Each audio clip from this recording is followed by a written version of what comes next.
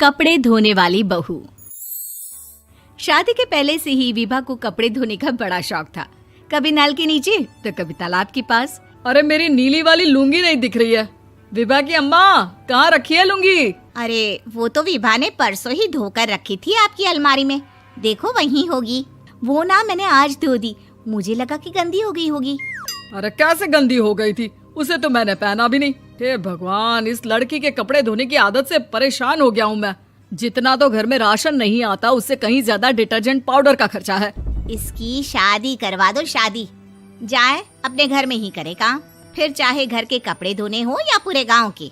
हाँ ठीक बोल रही हूँ, देखता हूँ मैं कोई लड़का। वो दिन भी आ जाता है जब विभा को देखने लड़के वाले आ जाते हैं। लड़की मुझे अच्छी लगी। होने वाली सास कहती है, बेटी अगर कुछ पूछना है तो पूछ लो। वैसे तो हमारी लड़की बहुत ही शर्मीली है, जो बोल दो वो मान लेती है, इसे क्या पूछना होगा। अरे कैसी बात कर रही हो माँ, मुझे इन लोगों के घर रहना है, सवाल तो कई है। हाँ हाँ बेटा, पूछ लो ना, क्या पूछना है। आप लोगों के घर कपड़े कौन धोता है? सास का मुंह बन जाता है। देखो, अगर तुम ये कहना चाहती हो कि तुम्हें कपड़े धोने नहीं आते तो सुन लो, कपड़े मैं ही धोती हूँ, लेकिन तुम्हारे आ जाने के बाद मैं रुमाल तक नहीं धोऊंगी। अरे चुप रहना भाग्यवान, बहू बेचारी घर आई नहीं, उसे डराना शुरू कर दिया। वो क्या है ना बिटिया, अभी तक तो ये कल्लू की माँ ही धोती थी, लेकिन अब तुम्हारे पापा तो दहेज में वॉशिंग मशीन देंगे ही। तभी विभा की माँ बोल पड़ती है, सवाल भी पूछा तो क्या। वैसे भाई साहब, मशीन की तो फिर भी कपड़े धोने की कैपेसिटी होती है। मतलब जो बिटिया दे रहे हैं ना विभा, इसे कपड़े धोने का बहुत शौक है। ये आप लोगों के क्या, आस पड़ोस गांव मोहल्ले सबके कपड़े धो दे और उफ तक ना करे। बाहर देखा नहीं आपने कितने कपड़े सूख रहे हैं? सब हमारी बिटिया ने ही तो धोए हैं। बस भी करो ना माँ, शर्म आ रही इतनी तारीफ सुनकर। और तो और एक दाग निकाल कर दिखाओ तो मान जाओ। हाँ अच्छा, माफ करना बेटा, मैंने गलत समझा।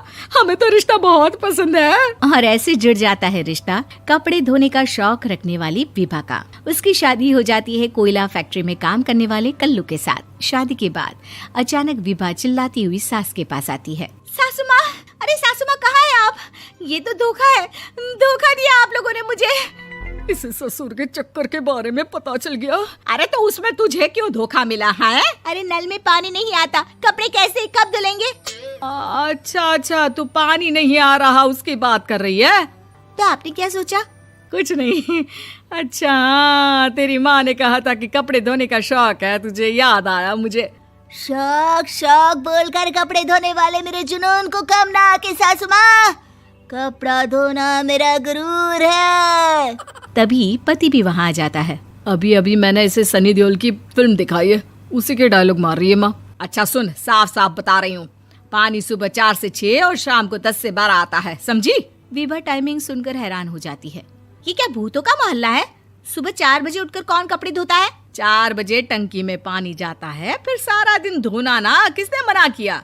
अरे कैसी बात कर रही हैं? 200 लीटर की टंकी में कितने कपड़े धो लूंगी मैं? सुबह ही उठ जाऊंगी मैं। अब क्या था, विभा सुबह 4 से लेकर रात के 12 बजे तक कपड़े ही धोती रहती। एक रोज सास पड़ोस से निकलकर कहीं जा रही होती है कि साथ वाली कहती है, हाँ कल्लू की माँ, जरा ये बताओ कि 2 साड़ी है, 2 ब्लाउज और एक पेटीकोट और एक नाड़े वाला लंबा कच्छा। हाँ तो? अरे तो क्या, कितना लोगी धुलाई ये बताओ। धोबन दिख रहे हैं हम क्या? हमारे पति सरकारी नौकरी से अभी रिटायर हुए हैं और बेटा सुपरवाइजर है कोयला फैक्ट्री में। धोबन समझ रखा है हमें? हाय रे कल्लू की अम्मा, माफ कर दो, वो तो मोहल्ले में यही सब बता रहे थे कि तुमने बहू को कपड़ा धुलवाने के काम में लगा दिया है। सास को पड़ोसन की बात सुनकर गुस्सा आ जाता है। वो घर पहुंचती है जहां घर के बाहर ही इतने सारे कपड़े सूख रहे होते हैं जितने कि किसी धोबन के घर पर। अरे ओ कल्लू की दुल्हन, बाहर निकल। माँ जी यहीं आ जाओ, बाथरूम में चादर धो रहे हैं हम। अरे अभी हम धोते हैं, तुमको बाहर निकलो। ये आस पड़ोस वाले बोल रहे हैं कि हम बहू से कपड़े धुलवा कर उसे कपड़ा धोने वाली बना दिए हैं। अरे छोड़ो ना माँ जी, किन लोगों की बातों में आती हो? आस पास के लोगों का तो काम ही होता है कि वो किसी तरह सास बहू को लड़ा दे। बहू सारे घर के कपड़े धोती है, ये क्या कम है? बोलिए। सास को भी लग जाता है कि वो बहू का ये सनकीपन नहीं छुड़वा सकती, इससे अच्छा है कि खुद ही चुप हो जाए।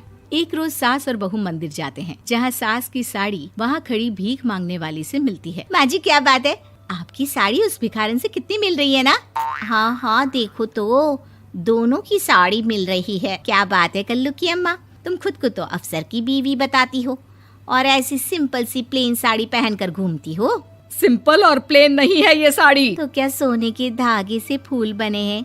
कुछ भी सासू माँ, कुछ भी। हाँ, बने थे इस साड़ी में सोने के धागे से फूल। मेरे पति लेकर आए थे मद्रास से स्पेशली मेरे लिए 10,000 की। ताहे भाई साहब इस भिखारन के लिए भी सेम टू सेम साड़ी लेकर आए होंगे 10,000 की।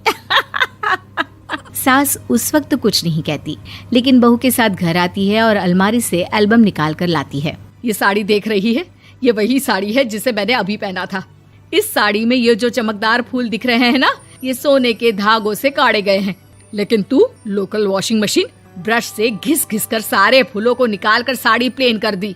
मुझे माफ कर दीजिए सासू माँ। और तो और, जब मैंने तुझे तेरी गलती के लिए कुछ नहीं कहा, लेकिन तूने तो सबके सामने मेरा मजाक ही बना दिया। क्यों? बहू को समझ में आ जाता है कि अब से उसका कपड़े धोना बंद।